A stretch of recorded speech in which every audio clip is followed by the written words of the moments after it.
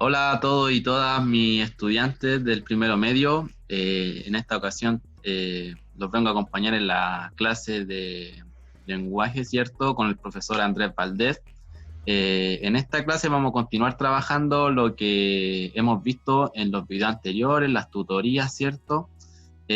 Todo el tema lo que es de la interpretación. La clase específica de hoy vamos a trabajar lo que son las figuras literarias, ¿ya? Para que lo tengan en cuenta. Ahora le doy el pase al profesor Andrés Valdés, que va a continuar con la clase. Ya, sí, muchas gracias, profesor. Empecemos entonces.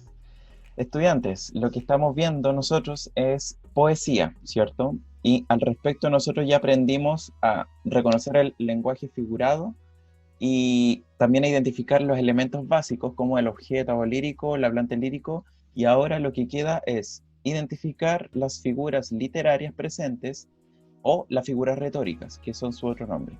Pero ¿qué son estos recursos?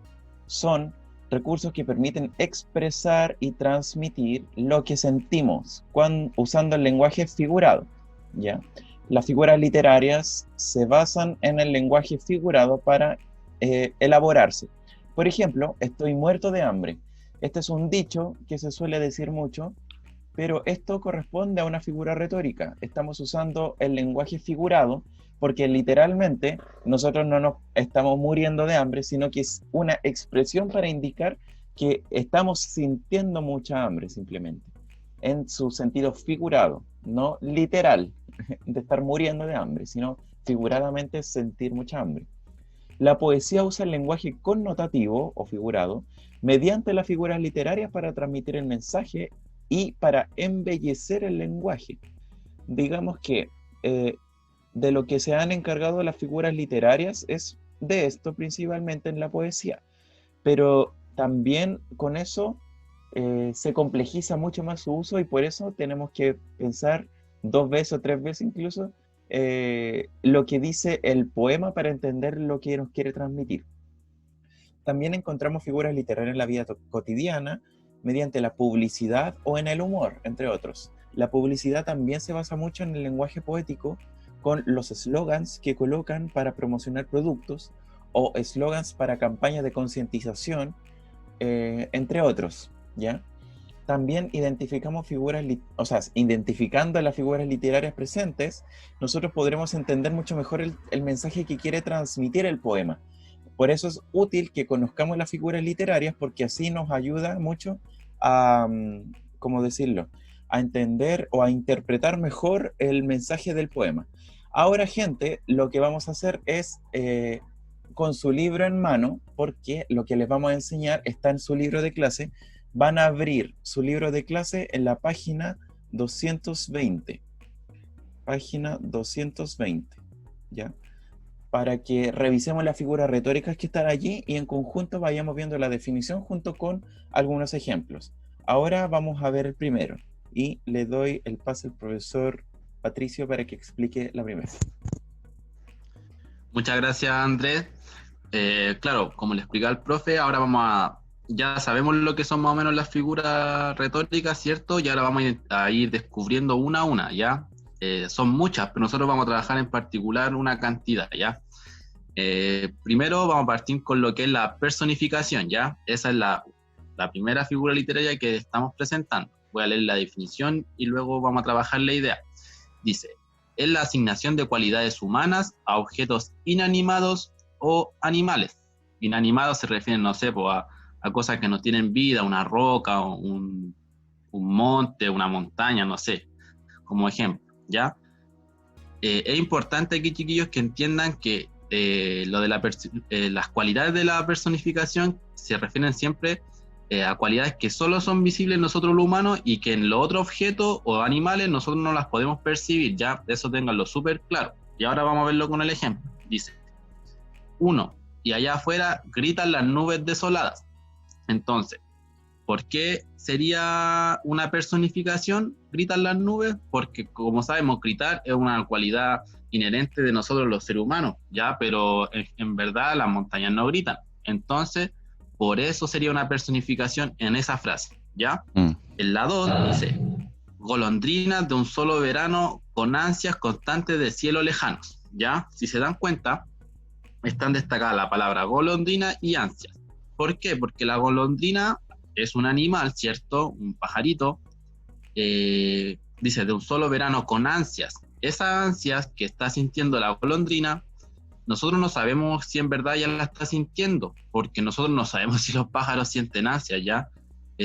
Luego dice constantes de cielo lejano, para terminar la frase. Entonces, bajo esa lógica de las ansias, como nosotros no sabemos si es una cualidad que tienen los pajaritos en este caso, sí sabemos que la tenemos nosotros los seres humanos, entonces se lee como una personificación, ¿ya? Ahí hay dos ejemplos de qué son personificación en la poesía, ¿ya? Muy bien, muchas gracias, profesor. Gracias, Andrés. Ahora, continuando, vamos a leer, o sea, vamos a presentarle la segunda figura retórica, que es la comparación. Yo sé que más o menos se le debe hacer igual un poco conocida por algún conocimiento previo que ustedes manejan, pero les vamos a leer la definición. Dice, establece una relación explícita de semejanza entre dos elementos. Para hacerlo se usan conectores que son como, más que, menos que, cual, igual que, son como el más común es como, ¿ya? Pero en los que otros que están subrayados ahí por el profesor también se dan mucho en la poesía, para que los tengan en cuenta al momento de analizar, ¿ya? Y es súper importante, chiquillos, que entiendan y se graben en su mente que para que sea una comparación, como yo la identifique como figura retórica, tiene que estar este conector, ¿ya? El como, el más que, el menos que, cualquiera de ellos, ¿ya? Pero es súper importante que cuando ustedes reconozcan esta figura, se fijen que esté ese conector, ¿ya? Para que así le den, la chunten, por así decirlo, o la identifiquen de buena forma y no se confundan con otra figura retórica. Ahora les leo el ejemplo. Dice, 1. ¿Por qué te entregas a esa piedra como a un puñal envenenado? Si se dan cuenta, ahí está el conector como, que está comparando lo que es la piedra con el puñal envenenado, ¿cierto? Pero ahí está súper explícito el conector. Y en el ejemplo número 2 dice, libre como el viento era nuestro perro. Entonces está comparando, ¿cierto?, la libertad del viento con la del perro. ¿Y cómo se identifica esa comparación? Con el conector nuevamente como. Yo le expliqué que la palabra como es la que más se ocupa en esta figura retórica, pero no es la única, ¿ya? Eso ténganlo súper claro. Así que eso, chiquillos, yo sé que la comparación no es tan compleja, pero tienen que tener muy claro esos dos elementos. Tiene que estar el conector y muchas veces es el cómo. Gracias, profesor. Sí, exacto. La tercera figura literaria o retórica es la metáfora. La metáfora es la figura más usada y la más, usada en poesía, pero también en nuestro lenguaje cotidiano, por decirlo así. De todas las figuras retóricas que usamos en nuestro lenguaje cotidiano, que no es tan frecuente tampoco, pero dentro de las más frecuentes está la metáfora. Y consiste en la sustitución de un elemento que se evoca por otro que se menciona explícitamente en la frase, con el que guarda alguna semejanza. La gracia de la metáfora es que es muy similar a la comparación porque se comparan dos elementos que son similares, pero no se menciona explícitamente esa comparación. En la comparación sí, porque está el nexo como, o el más que, etcétera, pero en la metáfora no está este conector. Digamos que la metáfora es una comparación, pero se hace de forma implícita. Se identifica el sentido cuando se relaciona el elemento mencionado, que es el primer elemento a comparar, con el elemento evocado, que es el segundo elemento que se menciona, y el elemento evocado es el que está implícito. El significado connotativo de las palabras se utiliza en las metáforas, ¿ya? Esto es para que lo tengan en cuenta, gente. Por ejemplo, eres un sol. Acá yo estoy comparando dos cosas. A una persona con el sol, pero no estoy comparando formas, ni tampoco como formas, me refiero a que el sol es redondo, es gigante, la persona tiene una forma simétrica, no es esa la comparación. Lo que se quiere comparar acá son las cualidades que podría entregarme el sol y que pueden asemejarse a cualidades humanas que son ser radiante o ser cálido, por ejemplo, Entonces, con este afán para resaltar estas cualidades que nos puede como simbolizar el sol, yo las asemejo a la persona. Entonces, eres un sol. Este es el elemento mencionado. Pongámoslo así, elemento mencionado. ¿Sí? Porque son dos. El elemento mencionado y el elemento evocado. Lo mencionado es el elemento que se quiere comparar, y lo que se compara es el elemento evocado que se desprende del elemento mencionado. Acá la persona en este caso es el elemento evocado. ¿Ya? Esta es la comparación implícita que hay. Tengo que pensar en función de esto, identificar el elemento que se menciona y el elemento que se evoca, elemento evocado, así, que se evoca a partir de lo que se menciona. ¿Ya? Veamos el segundo ejemplo. Me enseguece la claridad de las perlas en tu sonrisa. Ok, acá hay una metáfora porque se compara una semejanza entre lo que son las perlas y lo que hay en la sonrisa o en la boca. ¿Y qué será? Entonces, las perlas es el elemento mencionado. Pero sabemos que literalmente en la boca o en la sonrisa no hay perlas. Profesor, ¿me puede ayudar? ¿Cuál es el elemento evocado que se puede desprender del mencionado? ¿Sí me puede ayudar? El ¿Qué serán? elemento, las perlas con la sonrisa. Sí, con perlas. ¿Qué es lo que se evoca a partir de eso? Es decir, ¿qué es lo que se imagina Los uno? dientes. Claro, exacto, muy bien. Eso es, muy bien. Dientes. ¿Y por qué? Porque este es el elemento que se evoca. Lo que se asemejan a ambos siempre tienen que tener algo en lo que se parezcan. ¿En qué se parecen? Las perlas con los dientes. En su brillantez puede Claro, ser, en su sí. color. El brillo, muy bien. El color, porque ambos son blancos, sobre todo. Entonces yo asemejo las perlas con los dientes porque comparten estas dos cualidades. Y así es como se menciona en el poema. ¿Sí? Me enseguece la claridad de los dientes en tu sonrisa. En vez de decir dientes, menciono otro objeto que se le parece y con ese reemplazo, entre comillas, del elemento evocado con el mencionado, se conforma una metáfora. Me enseguece la claridad de las perlas en tu sonrisa.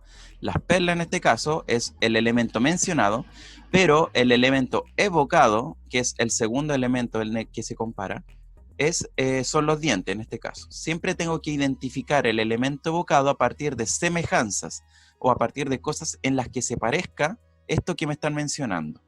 Eso es lo que deben hacer para identificar y reflexionar sobre la metáfora. Súper. Continuemos. Metonimia.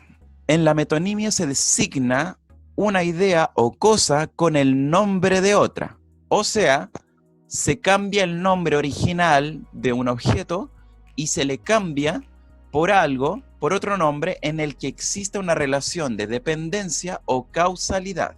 ¿Ok? Y aquí hay muchos tipos de metonimias, pero les voy a presentar solamente las 4 más frecuentes.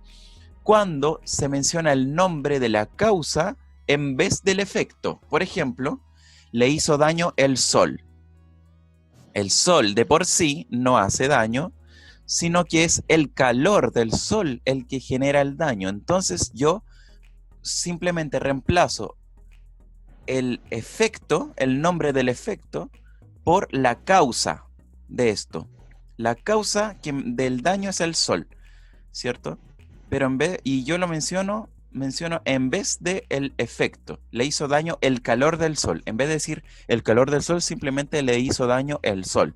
Y eso es cambiar la causa por efecto. 2. Mencionar el contenedor en vez del contenido. Por ejemplo, tomar una copa. Literalmente no se toma la copa, el objeto de vidrio no me lo tomo. Lo que me tomo es el contenido de esa copa. Pero yo, en vez de decir voy a tomar una copa de agua, una copa de vino, una copa de bebida, etcétera, simplemente digo tomar una copa. Entonces se dice tomar una copa en vez de mencionar el contenido de la copa. Eso piénselo en función de reemplazar el nombre de un objeto por otro. Autor por obra. se menciona el nombre del autor en vez de su obra. Ayer vi un Picasso.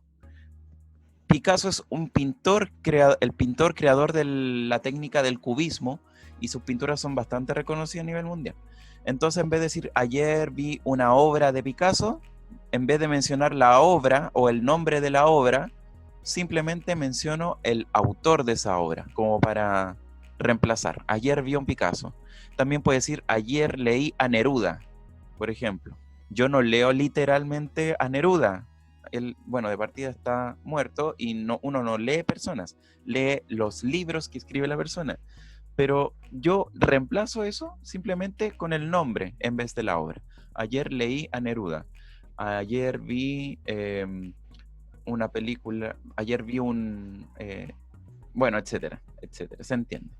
Y el último es cambiar el nombre de y mencionar una parte por el todo. Se puso de pie. De pie es una parte de nuestro cuerpo, el pie. Pero lo que nosotros hacemos es mencionar esta frase, se puso de pie, para expresar que todo el cuerpo de la persona está erguido y sobre sus dos pies. Entonces, en vez de decir la persona se irguió y se mantuvo derecho, parece que está parado, por ejemplo, pongo se puso de pie, porque el pie es solo una parte del todo y se cambia eso por el todo. Esa es la metonimia, es cambiar el nombre, o se designa una idea con el nombre de otra, con el nombre de otra cosa.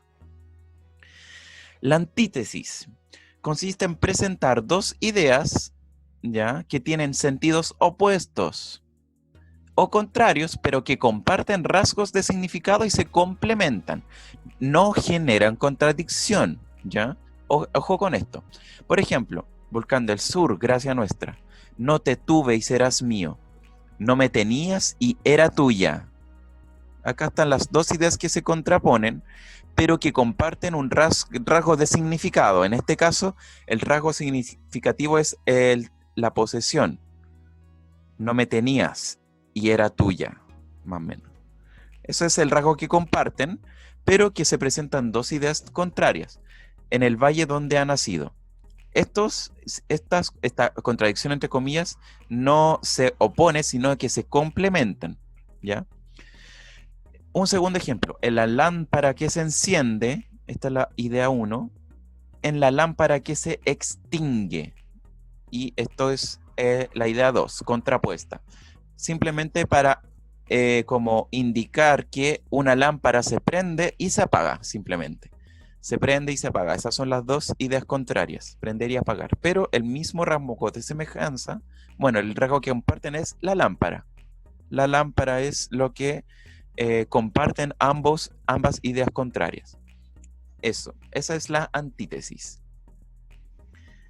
Pueden reconocerla siempre cuando en un verso se lea o se dé a entender que hay dos ideas que están siendo contrarias entre sí.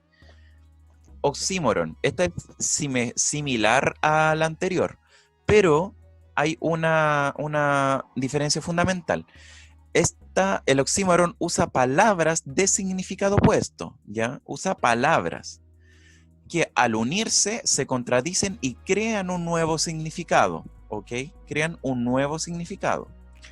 Tus ojos serán una palabra inútil, un grito callado en un silencio. Ok, son palabras que se contradicen. El grito, como de forma innata, se emite sonido, pero se le coloca esta cualidad de que está callado. Un grito no puede estar callado.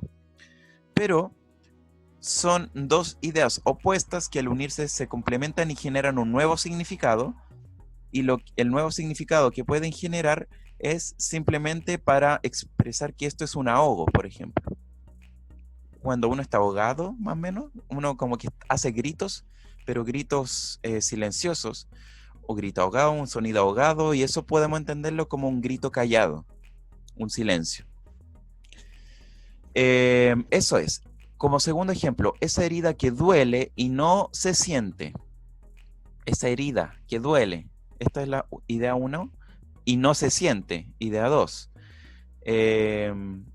Acá, chicos, el tema de lo sensorial es lo que se contrapone. Una herida siempre va a doler, pero hay heridas también que como tangiblemente no se siente dolor en el sentido de que, por ejemplo, me corto con un cuchillo y sangro, y eso el corte es el que duele, pero también en poesía, recordemos que estamos hablando del contexto de la poesía.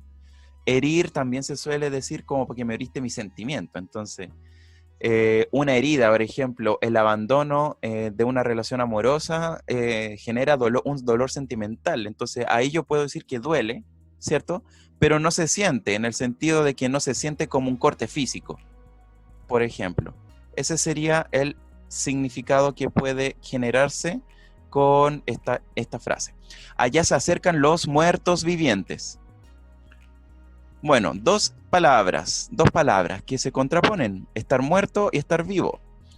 Pero bueno, sabemos ya el nuevo significado a lo que se refiere esto de muertos vivientes, que son los zombies. ¿Sí? Esa es la idea del oxímoron. Dos palabras contrarias que juntas generan un nuevo significado. ¿Ya? Eso es, profesor. Gracias, Andrés. Bueno, continuando con la figura, les voy a presentar lo que es la hipérbole, ¿ya? Esta igual es una figura que yo creo que igual varios conocen, por ahí por las tutorías igual se menciona en algún momento, y se las voy a dar la definición para explicársela un poquito. Dice, se exagera o se disminuye exageradamente una idea, cualidad, etcétera, con la intención de enfatizarla. Esta última idea, chiquillos, es súper importante, ¿ya? La idea es como resaltar esa idea que se está exagerando o que se disminuye, ¿ya? Esa es la idea principal de la hipérbole. Tienen que estar ustedes súper claros con eso para darle como un énfasis, un realce a la idea, ¿ya? Entonces, ejemplifiquemos. Dice, 1. Creo que no hay en todo Chile niño tan malintencionado. Entonces, ¿qué nos está queriendo decir? Como que ese niño es casi como el más malvado de Chile, ¿cierto? Pero eso de alguna forma es algo incierto porque no hay algo que lo mida, no hay algo que nosotros nos dé esa certeza, ¿cierto? Además que para llegar como a ese lugar es muy complicado, por así decirlo, entonces es una idea que está ultramente exagerada, ¿cierto? Por eso ahí hay una hipérbole, ¿ya? El ejemplo 2 dice, me estoy muriendo de hambre. Este, bueno, ejemplo ya se mencionó en esta misma presentación, pero lo volvemos, ahora lo encasillamos dentro de una figura retórica que es la hipérbole, ¿cierto? ¿Y por qué? Porque, claro, o sea, igual hay personas que mueren de hambre, eso es cierto, pero cuando uno lo dice como de forma coloquial, en verdad uno no se va a morir de hambre, sino que quizás lleva una comida que se está demorando mucho en el día, por así decirlo, o no ha tenido el tiempo para hacerlo, pero uno no se va a morir por dejar de comer un par de horas, ¿cierto, chiquillo? Entonces ahí se está exagerando en el fondo, tengo mucha hambre con el morir de hambre, ¿ya? Que es lo mismo que se decía, como exagerar el tema del hambre en este caso, ¿ya? Pero yo sé que la hipérbole la conocen, así que espero se la haga como más cercana, por así decirlo, ¿ya? Y eso, con esta terminamos ya lo que son las figuras retóricas, niños, que les vamos a presentar. Existen muchas más, ya, no crean que estas son todas. Nosotros estamos trabajando en conjunto con el profe Andrés lo que se ve en el libro, por así decirlo, y también haciendo como un ajuste a ellas, pues ya, pero existen muchas más figuras retóricas. Si ustedes quieren descubrirla por ahí, lo pueden hacer, ¿ya? Ahora les voy a presentar la actividad, y dice así, dice, reconocer a qué figura retórica corresponden las siguientes frases. Si se dan cuenta, ahí hay 12 frases. En cada una de esas frases está, bueno, escrita ahí lo que está queriéndonos decir, y abajo, donde sale la R, ustedes tienen que poner qué figura es. ¿Será una metáfora? ¿Será una hipérbole? ¿Será una personificación? O cualquiera de las 7 que nosotros les presentamos, ustedes le ponen solo el nombre, ¿ya? Si tienen dificultades, vuelvan a ver el Power y párense como por así decirlo, la figura que ustedes creen que es, analícenla, vean los ejemplos, y ahí vayan viendo, puede ser esta, o quizás no, puede ser esta otra. Ahí ustedes vayan trabajando eso, ¿ya? Cualquier duda, igual estamos con el profe para solucionarlo o darle más ejemplos en el caso de que no les quede algo claro. Pero en esta actividad es súper fácil solo poner qué figura retórica es, nada más que eso, ¿ya? Eso lo hacen en su cuaderno y nos la mandan a nosotros después por correo o a mi WhatsApp y yo se la mando al profe, ¿ya? Así que eso, pues chiquillos, esa es la actividad de hoy. Yo por ahora paso a despedirme. Fue un gusto realizar esta clase en conjunto con el profe Andrés. Ustedes ya han visto que estamos ahí dándole harto a los videos, a las tutorías, así que espero que se reconozca este trabajo cuando ustedes lo ven. Así que eso, chiquillos y chiquillas, los estimo mucho y nos estamos viendo y me escriben cualquier cosita, ¿ya? Saludos. Sí, me sumo a las palabras del profesor. Nosotros estamos intentando apoyarlos a todos y cada uno de ustedes. Entonces también los invitamos a que nos contacten, nos consulten, nos manden sus tareas para revisarlas y devolvérselas corregidas para que vayamos aprendiendo en conjunto. Así que eso, estudiantes. Muchas gracias por ver este video. Nos vemos en la próxima oportunidad y se cuidan todos. Que estén bien.